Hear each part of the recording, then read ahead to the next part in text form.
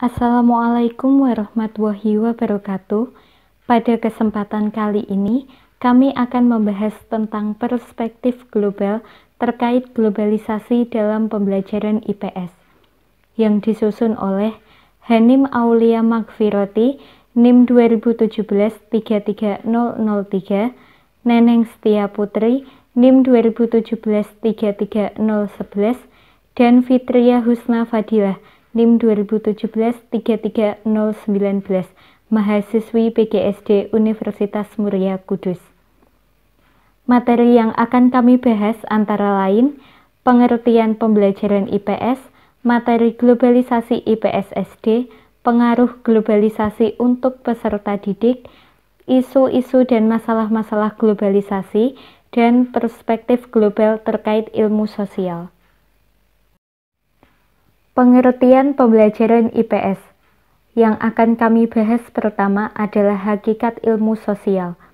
Menurut Permendiknas nomor 22 tahun 2006, IPS mengkaji seperangkat peristiwa, fakta, konsep, dan generalisasi yang berkaitan dengan isu sosial. Pada jenjang SD atau MI, mata pelajaran IPS memuat materi geografi, sejarah, sosiologi, dan ekonomi.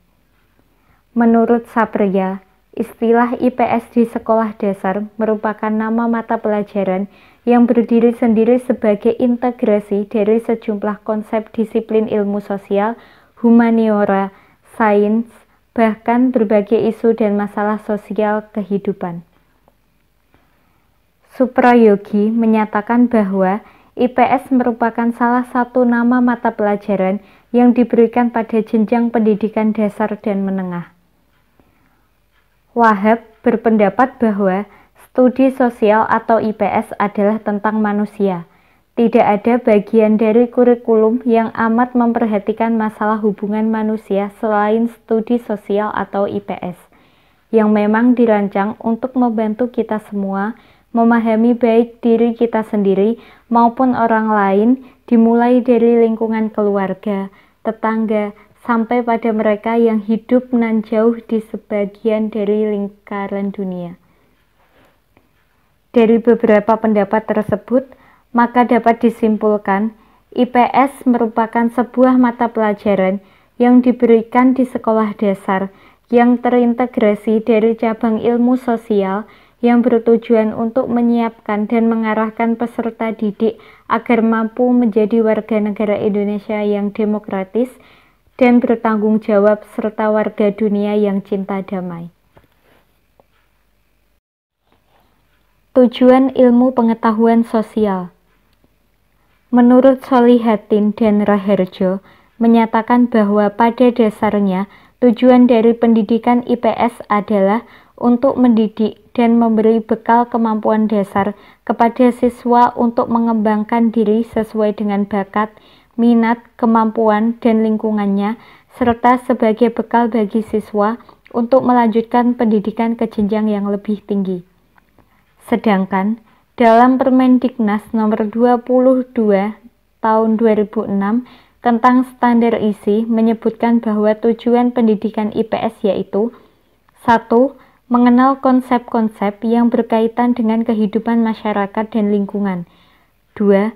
Memiliki kemampuan dasar untuk berpikir logis dan kritis, rasa ingin tahu, inquiry, pemecahan masalah, dan keterampilan dalam kehidupan sosial. 3. Memiliki komitmen dan kesadaran terhadap nilai-nilai sosial dan kemanusiaan. 4. Memiliki kemampuan berkomunikasi, bekerja sama, dan kompetisi dalam masyarakat yang majemuk di tingkat lokal, nasional, dan global. Menurut Gunawan, pembelajaran IPS bertujuan membentuk warga negara yang berkemampuan sosial dan yakin akan kehidupannya sendiri di tengah-tengah kekuatan fisik dan sosial, yang pada gilirannya akan menjadi warga negara yang baik dan bertanggung jawab. Sedangkan ilmu sosial bertujuan menciptakan tenaga ahli dalam bidang sosial. Dari beberapa pendapat, maka dapat disimpulkan bahwa pembelajaran IPS bertujuan untuk mendidik dan memberi bekal kemampuan dasar kepada siswa untuk mengembangkan dirinya sehingga dapat menjadi warga negara yang baik dan bertanggung jawab. Untuk mewujudkan tujuan IPS tersebut, dibutuhkan suatu proses pembelajaran yang mengarah kepada peningkatan kemampuan berpikir kritis dan rasional sesuai yang diharapkan kurikulum IPS di SD. Ruang lingkup ilmu pengetahuan sosial. Menurut Permendiknas nomor 22 tahun 2006 tentang standar isi, 1. Manusia, tempat, dan lingkungan. 2. Waktu, berkelanjutan, dan perubahan. 3. Sistem sosial dan budaya. 4. Perilaku ekonomi dan kesejahteraan. Menurut Gunawan, 1. Manusia, tempat, dan lingkungan. 2. Waktu, berkelanjutan, dan perubahan. 3. Sistem sosial dan budaya. 4. Perilaku ekonomi dan kesejahteraan. 5. IPS SD sebagai pendidikan global. Menurut Fajar, 1. Sistem sosial dan budaya. 2. Manusia, tempat, dan lingkungan. 3. Perilaku ekonomi dan kesejahteraan. 4. Waktu, berkelanjutan, dan perubahan. 5. Sistem berbangsa dan bernegara. Dari beberapa pendapat dapat disimpulkan, ruang lingkup ilmu sosial mencakup aspek kehidupan manusia di dalam masyarakat, antara lain yaitu sistem sosial, antropologi, politik, ekonomi, geografi, sejarah, dan komunikasi. Secara garis besar, pembelajaran IPS di sekolah dasar berkenaan dengan manusia, lingkungan, waktu, perubahan, perilaku sosial, tindakan ekonomi, pendidikan secara menyeluruh, dan komunikasi antar manusia sebagai makhluk sosial.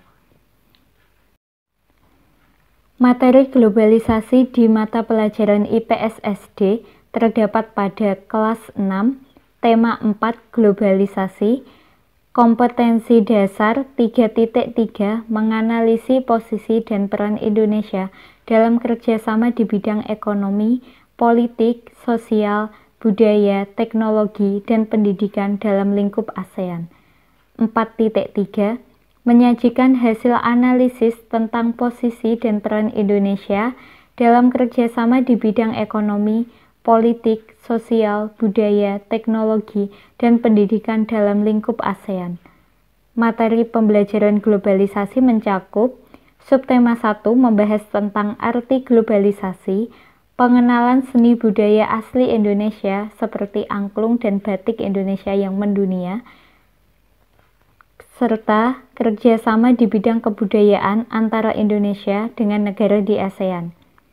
Subtema 2 membahas tentang pengaruh globalisasi yang didukung perkembangan teknologi informasi, bahasa Indonesia dikenal di kawasan ASEAN dan dunia, serta dampak positif dan negatif era globalisasi bagi suatu negara.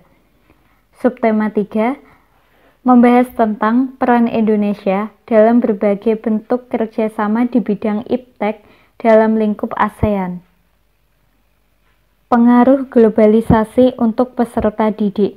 Globalisasi yang sudah sangat fenomenal seperti sekarang akan berdampak terhadap pendidikan, apalagi ilmu pengetahuan dan teknologinya semakin berkembang dan sudah masuk ke seluruh penjuru dunia. Teknologi sangat besar pengaruhnya terhadap dunia pendidikan, terutama untuk peserta didik yang menggunakan teknologi di sekolah ataupun di luar sekolah. Dampak negatif dari globalisasi terhadap peserta didik yaitu bahayanya dunia maya. Dengan maraknya dunia maya, macam-macam pengaruh negatif bertebaran di internet, misalnya pornografi, kejahatan, pembunuhan, perkelahian, dan banyak juga barang-barang yang ditawarkan melalui internet seperti alkohol, narkoba, dan masih banyak yang lainnya. Dampak positif dari pengaruh globalisasi tersebut diantaranya siswa memperoleh dengan mudah informasi dan ilmu pengetahuan.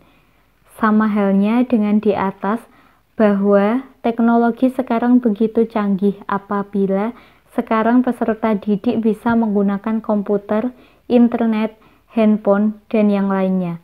Dengan adanya benda-benda canggih tersebut, peserta didik akan dapat dengan mudah mencari informasi ataupun pelajaran-pelajaran yang tidak diketahuinya.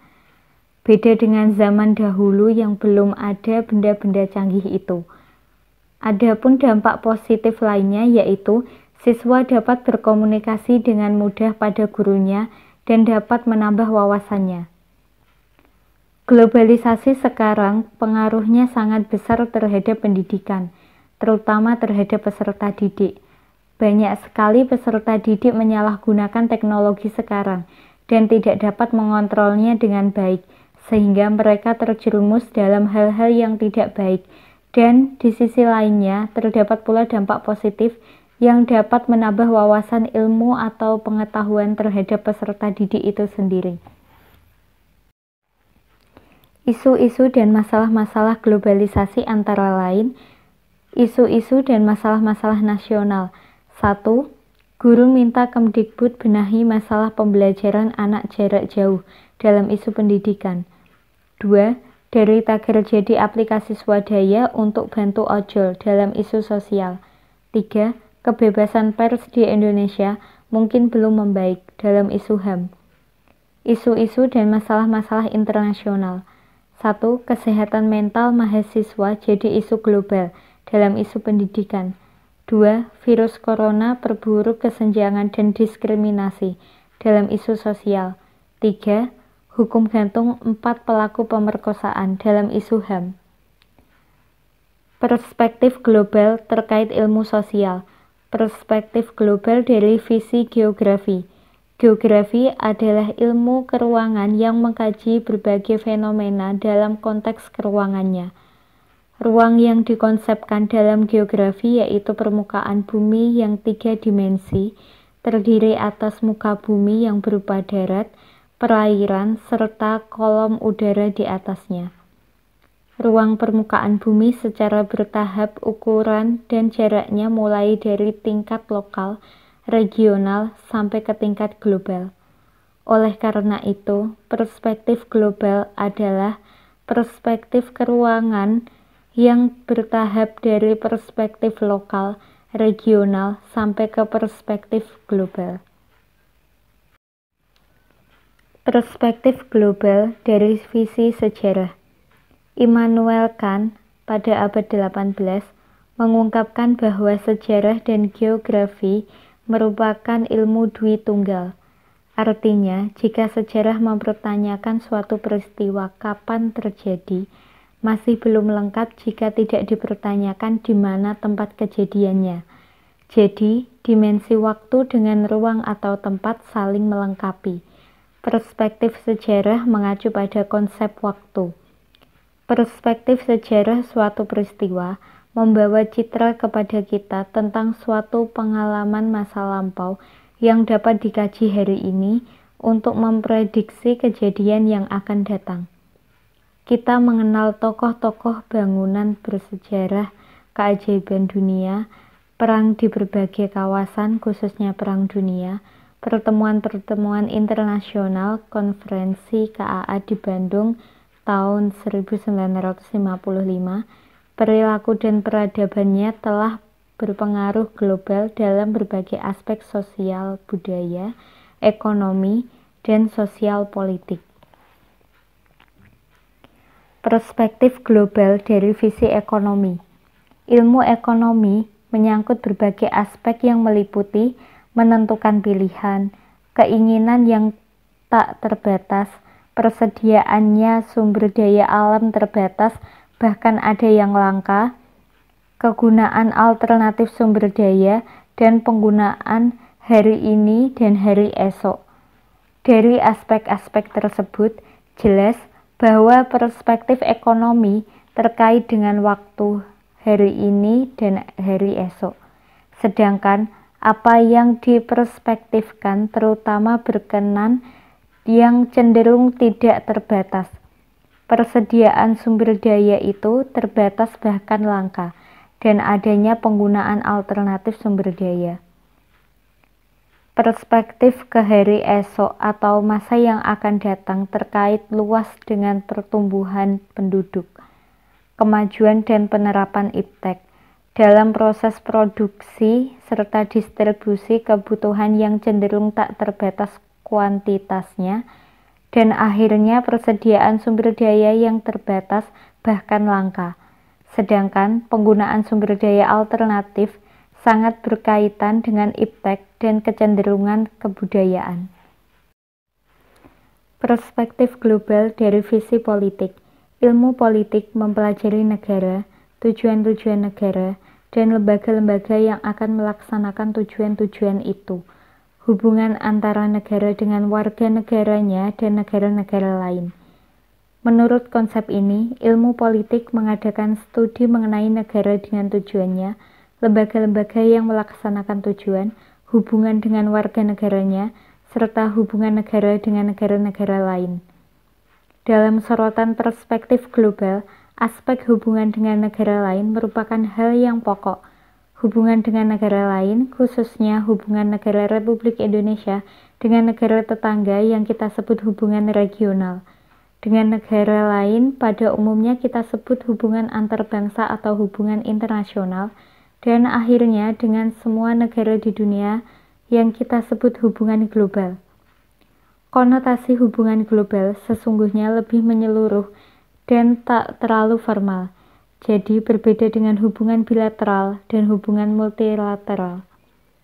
Secara politik, negara dengan tujuan dan lembaga-lembaganya dari waktu ke waktu mengalami perkembangan. Perspektif global dari visi sosiologi. Sosiologi adalah studi tentang fenomena yang timbul akibat hubungan kelompok-kelompok umat manusia.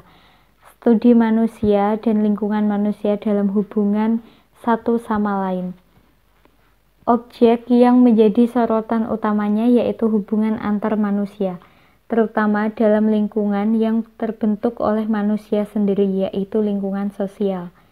Hubungan dan interaksi sosial makin lama makin luas dan makin berkembang dari dua orang sampai kelompok, antara bangsa dan bangsa lain. Luasnya interaksi sosial mulai dari keluarga, teman main, para tetangga, lokal dusun, regional provinsi, sampai ke tingkat global antar bangsa di dunia. Motif interaksi sosial yang terjadi tampak beragam. Ada yang bermotif ekonomi, budaya, politik, bahkan agama. Dampak kemajuan iptek di bidang transportasi dan komunikasi, interaksi sosial makin intensif dan makin meluas. Interaksi telah menembus batas-batas lokal, regional, nasional, internasional, sampai global sekaligus. Karena adanya penerapan dan pemanfaatan media elektronika seperti radio, TV, fax mail, telepon, internet, yang telah mengintensifkan interaksi sosial meskipun ada yang tidak langsung. Interaksi sosial langsung atau tatap muka yang semakin luas membawa perubahan sosial, kemajuan sosial yang berdampak luas terhadap opini, kecerdasan, nalar, dan wawasan manusia yang mengalaminya. Perspektif global dari visi antropologi. Menurut Guncharoeningrat, antropologi budaya, ilmu budaya, merupakan studi tentang manusia dan kebudayaannya. Menurut E.H. Hoebe, antropologi sebagai studi tentang manusia dengan pekerjaannya lebih menitik beratkan kepada kebudayaan sebagai hasil pengembangan akal pikiran manusia. Konsep kerja yang dikemukakan Hoebe juga lebih berkonotasi budaya daripada hasil gerak tangan dan otot semata-mata. Disinilah kedudukan utama antropologi, khususnya antropologi budaya sebagai ilmu sosial. Sudut pandang antropologi terhadap perspektif global terarah pada keberadaan dan perkembangan budaya dengan kebudayaan dalam konteks global. Namun demikian, sorotan dan kajiannya tidak terlepas mulai dari tingkat lokal, regional, nasional, internasional, sampai ke tingkat global yang sedang mengarus ini. Hakikatnya, perkembangan aspek kehidupan apapun yang mengarus mulai dari tingkat lokal sampai global, dasarnya terletak pada budaya dengan kebudayaan yang menjadi milik otentik umat manusia. Perspektif global dari visi iptek, transportasi, komunikasi, dan internasional. Dari perspektif sejarah, iptek merupakan produk budaya manusia. Dengan kesadaran yang tinggi, manusia dituntut kemampuan untuk mengendalikan iptek yang bermata dua demi kesejahteraan umat manusia dengan kelestarian lingkungan hidup. Transportasi merupakan sarana yang sangat bermakna dalam mendukung proses ketergantungan umat manusia dalam berbagai aspek kehidupan global yang penuh masalah dan tantangan hari ini serta masa yang akan datang. Lembaga internasional, baik PBB maupun organisasi-organisasi independen, memiliki kedudukan, fungsi dan peranan yang bermakna dalam menopang saling pengertian serta saling ketergantungan antar bangsa dan negara yang beragam sistem politik, ekonomi, budaya, serta keadaan rasionalnya.